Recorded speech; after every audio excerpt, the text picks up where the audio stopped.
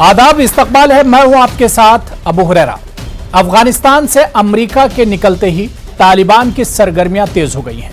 तालिबान ने कहा है कि वो बहुत जल्द अफगानिस्तान में सरकार बनाएंगे। इस बीच हिंदुस्तान ने भी तालिबान से मुज़ाकरात की शुरुआत की है। कतर में हिंदुस्तान के सफीर ने तालिबान लीडर से मुलाकात की और मौजूदा हालात पर बातचीत हुई। अफगानिस्तान के मौजूदा हालात पर सबकी निगाहें हैं। सवाल यही है कि अब अफगानिस्तान में आखिर क्या होगा? क्या तालिबान अफगानिस्तान के हालात को कंट्रोल कर पाएंगे? और सबसे अहम सवाल यह है कि हिंदुस्तान का तालिबान के करीब आना आखिर क्या कुछ माने रखता है? आज इसी को हम समझने की कोशिश करेंगे। जिस तरह से पहली बार हिंदुस्तान ने इस बात को माना है, कबूल किया है कि तालिबान से बाकायदा बातचीत हुई है। हिंदुस्तानी सफीर ने दोहा में तालिबान लीडर से मुलाकात की है और दहशतगर्दी, सिक्योरिटी और बहुत से इश्यूज पर बातचीत की है। तो इन्हीं इश्यूज पर हम बात करेंगे। बहुत खास मेहमान मेरे साथ जुड़े हुए हैं। बहुत जल्दी अपने मेहमानों का आपसे तारुफ करा देता हूं। मेरे साथ कतर दोहा से उबैद ताहिर साहब सीनियर प्रोड्यूसर हैं, उर्दू रेडियो कतर से मेरे साथ जुड़े हुए हैं। और मेरे साथ एक और खास मेहमान डॉक्टर अमित जुल्का जी, इंटरनेशनल पॉलिटिक्स के एक्सपर्ट हैं, सिंगापुर से हमारे साथ जुड़े हुए हैं। खासतौर से अमेरिका की सियासत पर बहुत अच्छी आपकी नजर है। मेरे साथ कर्नल टीपी त्यागी साहब फॉरेन एक्सपर्ट हैं और आलमी उमूर के माहिर हैं, वो भी इस डिबेट का हिस्सा हैं। कुछ देर में हमारे साथ डॉक्टर बरखा वर्षा जो कि मेंबर हैं यूनेस्को की और अफगानिस्तान में काफी समाजी काम किया है, वो भी हमारे साथ डिबेट में जुड़ेंगी। सभी मेहमानों का बहुत इस्तकबाल है न्यूज 18 उर्दू में। मैं सबसे पहले कर्नल टीपी त्यागी जी आपसे शुरुआत करना चाहूंगा। कर्नल टीपी त्यागी जी, 20 साल के बाद अमेरिका तो अफगानिस्तान छोड़कर चला गया, लेकिन अब दोबारा से जो तालिबान की इनिंग शुरू हो रही है उसमें हम देख रहे हैं कि हिंदुस्तान भी दिलचस्पी ले रहा है। जी सही कह रहे हैं, लेकिन हिंदुस्तान की दिलचस्पी से ज्यादा तालिबान भी दिलचस्पी ले रहा है। बिल्कुल। दोहा में जो मुलाकात हुई है वो मुलाकात के लिए हिंदुस्तान ने रिक्वेस्ट नहीं की थी, वो रिक्वेस्ट की गई थी शेर मोहम्मद अब्बास के द्वारा, जो शायद तालिबान के डिप्टी चीफ हैं उनके दोहा के हेडक्वार्टर के। उन्होंने कहा और उसके बाद हिंदुस्तान से उनसे बात की। उस बात का ये मतलब नहीं कि हिंदुस्तान ने उन्हें मान्यता दे दी या हिंदुस्तान ने उन्हें सपोर्ट करने का वादा कर दिया। बातचीत हुई और बातचीत में हिंदुस्तान ने अपने कंसर्न बताए कि भाई हमारे जो भारतीय हैं अफगानिस्तान में उन्हें सुरक्षित निकलने का मौका दिया जाए। तो उन्होंने ये पहले भी कहा है, कई बार कह चुके हैं कि जिनके पास ठीक जेन्युइन डॉक्यूमेंट्स है उनको मौका दिया जाएगा। उन्होंने ये भी कहा, हिंदुस्तान की तरफ से जो बात रखी गई कि आपकी धरती का इस्तेमाल हिंदुस्तान के खिलाफ टेरर फैलाने में ना हो, इस बात के लिए भी वो माने। लेकिन सर, यहाँ समझने वाली बात यह है कि तालिबान के लिए भी हिंदुस्तान बहुत आवश्यक है।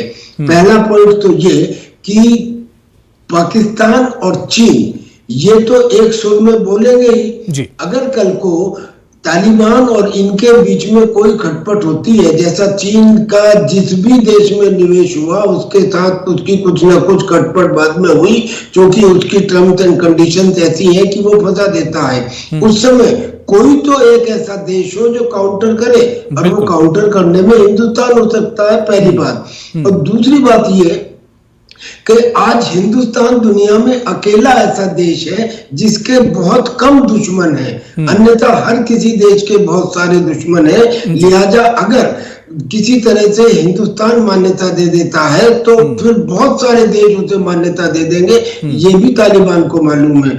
और तीसरा पॉइंट ये कि अफगानिस्तान के अंदर हिंदुस्तान ने डेवलपमेंट का काम किया, ये काम नहीं किया पाकिस्तान की तरह से, ये काम नहीं किया कि तुम हमारी सपोर्ट करो और उसके बाद में हम तुमसे रिक्वेस्ट करेंगे कि तुम कश्मीर के साथ हमारा साथ दो।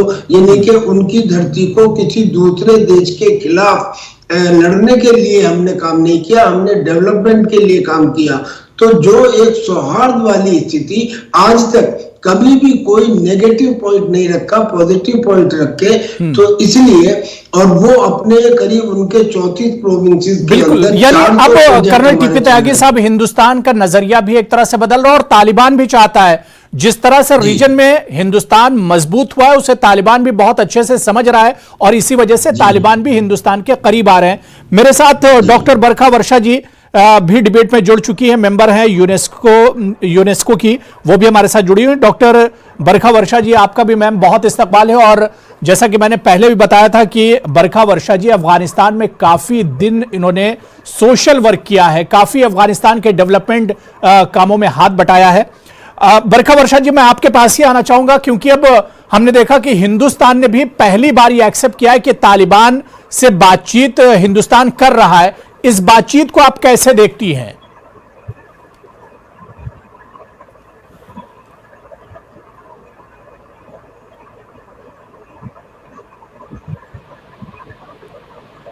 बरखा जी, मेरी आवाज आ रही मैम? ठीक है, शायद बरखा वर्षा जी को मेरी आवाज नहीं जा रही। मैं अमित जुल्का जी आपके पास आना चाहूंगा। डॉक्टर अमित, हमने देखा कि 20 साल अमेरिका अफगानिस्तान में रहा, लेकिन किस तरह से अमेरिका को अफगानिस्तान से निकलना पड़ा है और उसके बाद जो बाइडेन का बयान भी आया है कि अब अफगानिस्तान में मजीद जंग की जरूरत नहीं थी और अब हालात ऐसे नहीं थे कि अमेरिका और अफगानिस्तान में रुकता। लेकिन अब सवाल यह उठ रहा है कि आगे क्या वाकई में पूरे तौर से अमेरिका अफगानिस्तान को छोड़ देगा या अफगानिस्तान में अभी भी अमेरिका का इंटरफेयर रहेगा? देखें, ये वैसे कहना तो मुश्किल है और मैं भी कोई ऐसे मुस्तकबिल में मेरी तो कोई नज़र है नहीं, लेकिन मैं इतना ये कह सकता हूँ कि अमेरिका पूरी तरह से तो हटेगा नहीं। अब उसका जो किरदार है इस खित्ते में और अफगानिस्तान में बिलखसूस, इसमें हमें एक दो चीज़ें अभी, जैसे हाल ही में जो एक दहशतगर्द हमला हुआ काबुल एयरपोर्ट पर, और उसके कुछ ही 1-2 दिन बाद अमेरिका ने अपनी जवाबी कार्रवाई कर दी वहाँ पे अपने ड्रोन भेज के।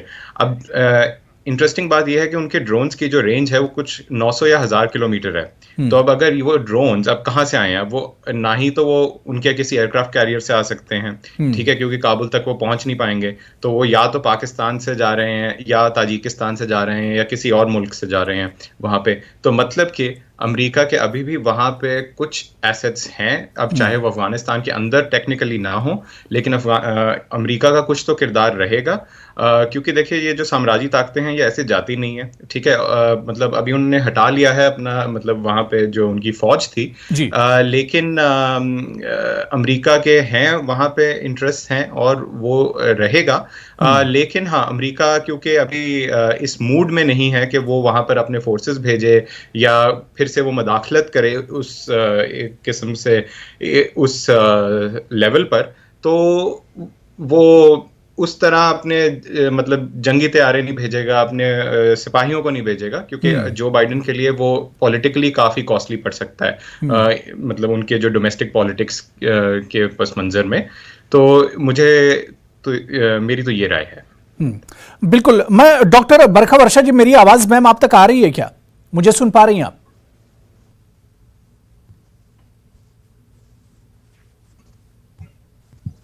जी, बरखा जी, मुझे सुन पा रही हैं आप? ठीक है, लग रहा मेरी आवाज डॉक्टर बरखा वर्षा जी तक नहीं जा रही। मैं उबैद ताहिर साहब आपके पास आना चाहूंगा। उबैद ताहिर साहब, क्योंकि कतर से आपका ताल्लुक है और दोहा में अफगानिस्तान की ही पूरी जिस तरह से एक तरह से डीलिंग हो रही है, चाहे हिंदुस्तान के सफीर से तालिबान की मुलाकात हो या इसके अलावा दुनिया के दूसरे ममालिक, और अमेरिका से भी जो माहिदा हुआ था वो दोहा और कतर में ही हुआ था। कतर के किरदार को किस तरह से, दोहा के किरदार को किस तरह से देखा जाए तालिबान की इस नई इनिंग्स में? जी अबू हुरैरा साहब, दोहा का किरदार अफगानिस्तान के हवाले से वो पिछले इन 1-2 महीनों से नहीं है, बल्कि बहुत सालों से चला आ रहा है। और दोहा की जो डिप्लोमेसी है वो बातचीत पे बेस करती है हमेशा से। और दोहा की डिप्लोमेसी की ये बुनियादी, कहना चाहिए बुनियादी उनसर है कि मसला कोई भी हो, कितना भी सख्त हो, कितना उलझा हुआ हो, उसको हल करने के लिए बातचीत का रास्ता ही अपनाया जाना चाहिए। और यही वजह है कि तालिबान का ऑफिस यहाँ पर कतर में एक ज़माने से है और इस तहरीक के साथ अमेरिका और दीगर जो ममालिक हैं वो मुज़ाकरात करते रहे हैं। लेकिन चूंकि ख़ास तौर पर इस वक्त हम बात कर रहे हैं अमेरिका और नेटो के वहाँ से निकलने की, तो इसी पस मंज़र में दोहा ने इन तमाम बातचीत और ये मुज़ाकरात जो हैं इनको फैसिलिटेट किया।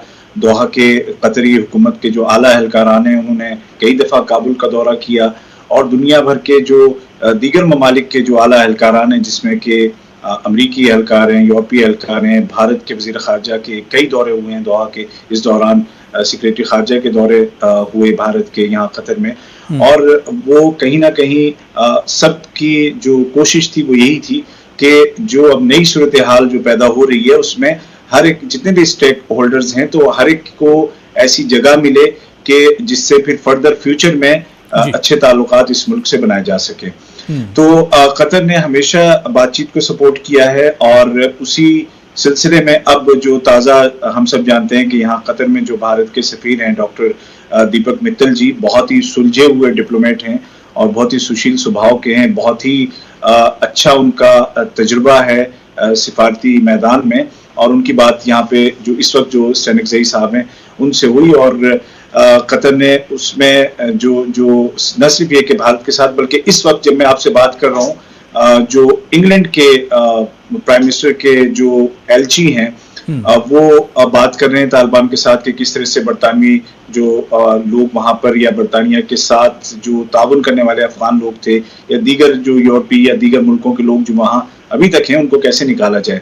तो कतर ने इन लोगों को निकालने में भी पूरी मदद की। आप जानते हैं कि कतरी तैयारे और कतरी फौज काबुल एयरपोर्ट में रही, बिल्कुल शाना बशाना अमरीकी फौज के साथ, और जो टोटल वहाँ से जो लोग जिनको वहाँ से इवैक्यूएट किया गया है, तकरीबन 1,23,000 से ज्यादा उनकी टोटल तादाद बनती है। तो उसमें से मोर देन 40% लोग जो हैं वो दोहा से हो करके वो अगले जहां भी उनको जाना था, जिन ममालिक में भी वो गए हैं। तो उसके अलावा फिर जो ह्यूमैनिटेरियन एंगल से अगर आप देखें तो अक़वाम मुत्तहिदा की जितनी भी तंजीमें हैं जो इंसानी काम करना चाहती हैं और कर रही हैं अफगानिस्तान में, वो दोहा के जरिए से ही कर रही है।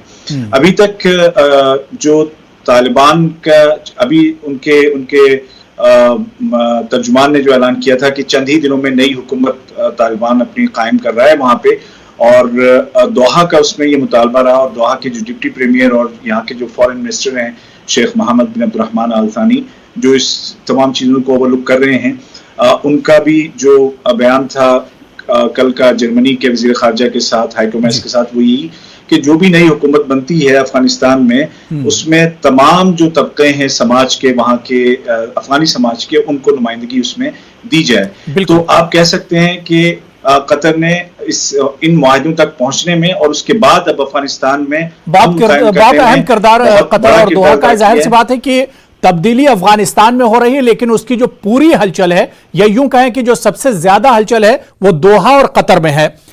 मैं कर्नल टीपी त्यागी जी दोबारा से आपके पास आना चाहूंगा। कर्नल टीपी त्यागी जी, हिंदुस्तान और तालिबान की बातचीत और मुलाकात होना, क्या इसे मान लिया जाए कि हिंदुस्तान ने कबूल कर लिया तालिबान को, या यह माना जाए कि तालिबान का बदला हुआ जो रुख है उस पर हिंदुस्तान का भी रुख अब एक तरह से बदल गया है? वरना फर्स्ट तालिबान में 2000 से पहले वाले जो तालिबान थे उसमें हमने देखा कि हिंदुस्तान ने कोई अपना रिश्ता, कोई ताल्लुक तालिबान से नहीं रखा था। देखिए, डी फैक्टो और डी जोर, तो डी फैक्टो तो ये फैक्ट है कि हाँ तालिबान का अफगानिस्तान के ऊपर कब्जा है, और जिस किसी का भी कब्जा है, जो भी सरकार में है, उससे बातचीत तो चलती रहनी चाहिए। लेकिन हिंदुस्तान ने तस्लीम नहीं किया। कारण ये है कि हम मान्यता या सपोर्ट तब करेंगे जब पहले इस बात का यकीन हो कि जो तालिबानी कह रहे हैं या जो शेर मोहम्मद अब्बास कह रहे हैं, क्या उसे इस्लामिक स्टेट खुरासान एक्सेप्ट करेगा, क्या उसे अलकायदा एक्सेप्ट करेगा, क्या उसे पंजशीर के जो हजारा है, जो ताजिक है, जो उज्बेक है, क्या वो एक्सेप्ट करेंगे? और वो एक्सेप्ट का क्या इन सब की जिम्मेदारी तालिबान ले सकता है? पहला पॉइंट तो ये है। दूसरा पॉइंट ये है कि यूं तो पूरी दुनिया ने एक किस्म से उनको तालिबान को एक्सेप्ट कर लिया। जो अभी यूनाइटेड नेशंस के सिक्योरिटी काउंसिल में एक प्रस्ताव पास हुआ है, लेकिन उस प्रस्ताव में क्या कहा गया है? उसमें कहा गया है कि आप इंक्लूसिव सरकार बनाइए, dignity of women will be maintain, और बदले की भावना से कोई काम नहीं होगा, कोई आपकी जमीन से टेरर एक्टिविटी किसी दूसरे देश के खिलाफ नहीं होगी। पर क्या ऐसा हो पाएगा? और उस सिक्योरिटी काउंसिल के उस प्रस्ताव में चीन और रूस नहीं आए, चीन और रूस नहीं आए, इसका मतलब ये कि उन्होंने खिलाफत नहीं की, वो नहीं आए, वो एब्स्टेन रहे। अगर ये प्रस्ताव भारत के द्वारा यूनाइटेड नेशन सिक्योरिटी काउंसिल में दिया जाता तो वो भी आते, क्योंकि इट इज ए क्वेश्चन कि एक जैसे पूरी दुनिया ग्रुपों में बटी हुई है। क्योंकि अमेरिका ने प्रस्ताव दिया इसलिए रशिया नहीं आया, इसलिए चाइना नहीं आया। लेकिन भारत की एक ऐसी स्थिति है कि अगर भारत किसी चीज को मान्यता देता है तो इसका असर इंटरनेशनल कम्युनिटी पे पड़ेगा, लेकिन भारत को सोचना पड़ेगा, और वो सोचने के लिए we will see the deliverables on the ground. अगर अभी एक ही दिन के अंदर 130 लोगों को उन्होंने मार गिराया, और जो तालिबान की एक्टिविटी दिख रही है पिछले 5-6 दिनों में जी, उन एक्टिविटीज को आगे देखना पड़ेगा। ट्रांजिशन पीरियड का बेनिफिट ऑफ डाउट हम उन्हें देने को तैयार है, लेकिन इसके कुछ समय के पश्चात अगर उनकी डिलीवरी में हमको दिखाई देता है कि ग्राउंड में है, तो हम इस बारे में कंसीडर कर सकते हैं। अभी तो पाकिस्तान ने भी नहीं दिया, अभी तो पाकिस्तान कह रहा है कि मैं भी आइसोलेशन में डिसीजन नहीं लूंगा। यानी सबकी एक तरह से निगाहें अफगानिस्तान की हर हलचल पर एक तरह से टिकी हुई हैं, और यही वजह कि हिंदुस्तान में बहुत मोहतात है। मैं डॉक्टर अमित जुल्का जी आपके पास आना चाहूंगा। अमित जुल्का जी, क्योंकि आज तालिबान ने बाकायदा ऐलान भी किया है कि आने वाले 2-4 दिनों में वो अब अपनी गवर्नमेंट एक तरह से सेटअप कर रहे हैं, क्या लगता है कि पूरे रीजन पर, एशिया की बात करें या अफगानिस्तान के जो पूरा रीजन है, पूरे खित्ते की बात करें, किस तरह का बदलाव नजर आ रहा है? क्योंकि पाकिस्तान हो चाहे चीन हो और अब हिंदुस्तान, एक तरह से झुकाव दिख रहा है तालिबान की तरफ। तो ओके, पहली बात तो मैं ये कहूँगा कि जो मुझे लगता है जो तब्दीली की जो डायरेक्शन है वो मनफी है, नेगेटिव है। क्योंकि एक तो ये है कि झुकाव शायद थोड़ा स्ट्रॉन्ग लफ्ज होगा, मैं कहूँगा कि हाँ, हमने उनके साथ राब्ता कायम किया है, और राब्ता कायम करना, करीब आना और तस्लीम करना, ये 3 अलहदा चीज़ें हैं, ठीक है ना। तो पहली बात तो ये। दूसरी बात ये कि अगर आप चलें, आपने आज सिक्योरिटी काउंसिल में तालिबान से ये ज़मानत मांगी कि भाई आप कोई दहशतगर्द तंजीम को अलाउ नहीं करेंगे, ठीक है, आप इंसानी हुकूक की मतलब आप उसको रिस्पेक्ट करेंगे, आप ख़वातीन की कोई मतलब उनके जो हुकूक उनको दिए गए थे, जो पिछले 20 साल में तरक्की हुई थी, उसको आप मतलब उसमें आप कोई मतलब मुदाखलत नहीं करेंगे। अब चलें, उनके नुमाइंदे ने वो तस्लीम भी कर लिए। अब ये बात है कि जो तालिबान की हुकूमत है, अभी वो आप तालिबान को एक मकामी कोई पार्टी नहीं है, ये काबिज फौज है काबुल के ऊपर, ठीक है, और इनको कब्जा करना आता है क्योंकि जंगजू हैं, लेकिन इनको हुकूमत चलानी नहीं आती। तो अगर आप ये भी सोच लें कि उनमें एक नजरियाती तब्दीली आ गई, एक आइडियोलॉजिकल रिन्यूअल हो गया कि वो कहते हैं कि नहीं, आज से हम दहशतगर्द तंजीमों को नहीं सपोर्ट करेंगे, और उनके लीडर ये बात कहते हैं, जो उनके जो फोर्सेस हैं, जो उनके मकामी जो लोकल फोर्सेस हैं, जो लोकल कमांडर्स हैं, वो इस बात पर मतलब कैसे यकीन करेंगे कि उनको पिछले 20 साल से कोई और पट्टी पढ़ाई जा रही है और अब उनको कह रहे हैं कि आप तब्दील करें अपने आप को। अच्छा, बाकी जो हमने देखा था, 1996 से 2001 तक पाकिस्तान की कितनी मदाखलत रही थी उस रजीम के अंदर, उस हुकूमत के अंदर, कि ना कि सिर्फ के मिलिट्री स्ट्रैटेजी, बट जो उनकी जो पूरी ब्यूरोक्रेसी थी, जो अफसरशाही थी, उसमें भी पाकिस्तानी अफसर चला रहे थे काफ़ी हुकूमत की काफ़ी हिस्सों को। तो ये सब चीज़ें एकदम से आप बदल नहीं सकते, आपको वो गारंटी दे देंगे, और अभी हम गारंटी को मान भी लेंगे, उनकी जो ज़मानत देंगे, क्योंकि हम कहेंगे कि चले, अभी हर एक का मूड कर रहा है कि इनको तस्लीम कर लिया जाए कि एक ये हुकूमत है, लेकिन ये एक ऑक्यूपाइंग फोर्स है। ये अमेरिका, रूस और उससे पहले अंग्रेज फौज की तरह ये भी एक ऑक्यूपाइंग फोर्स है, और इनका कंट्रोल नहीं है, ये कब्जा कर पाए हैं, पर इनकी कोई ना ही कोई आवाम में कोई लेजिटिमेसी है। शायद कोई कुछ देहात के इलाके हैं जिसमें थोड़ी बहुत होगी, लेकिन अफगानिस्तान के बिल्कुल, यानी तालिबान के सामने भी बहुत से चैलेंजेस हैं। अभी तो एक तरह से कहिए कि इनिंग्स की शुरुआत ही नहीं हुई है, और जब इनिंग शुरू होगी, जब सरकार में आएंगे, उसके बाद चैलेंजेस बहुत ज्यादा हैं, क्योंकि अफगानिस्तान बहुत बिखरा हुआ है कई मानों में।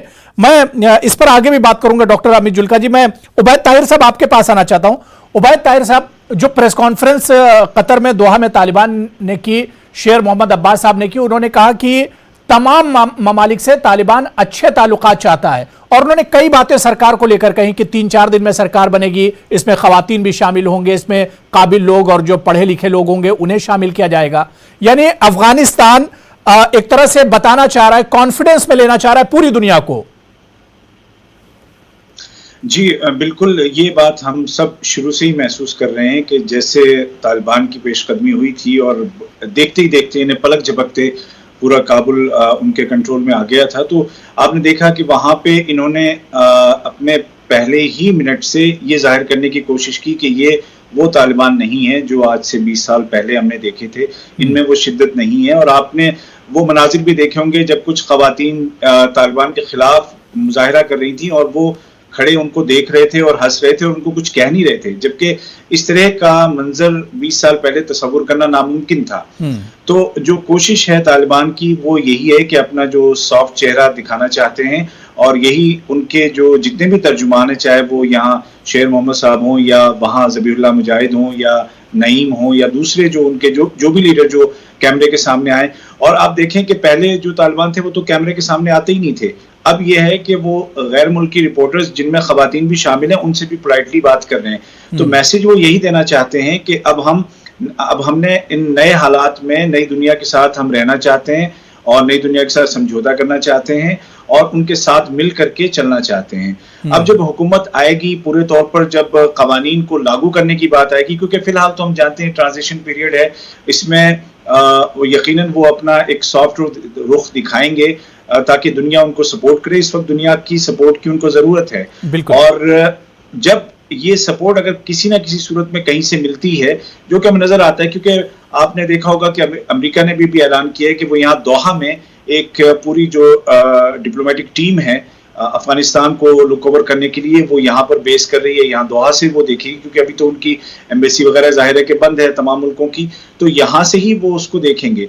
और अमेरिका का ये ऐलान कि हमारी जो फौजी कार्रवाइयाँ और जो फौजी कहना चाहिए वो जो दौर था वो खत्म हुआ, अब जो मसाइल हैं वो हम डिप्लोमेसी के जरिए से हल करेंगे।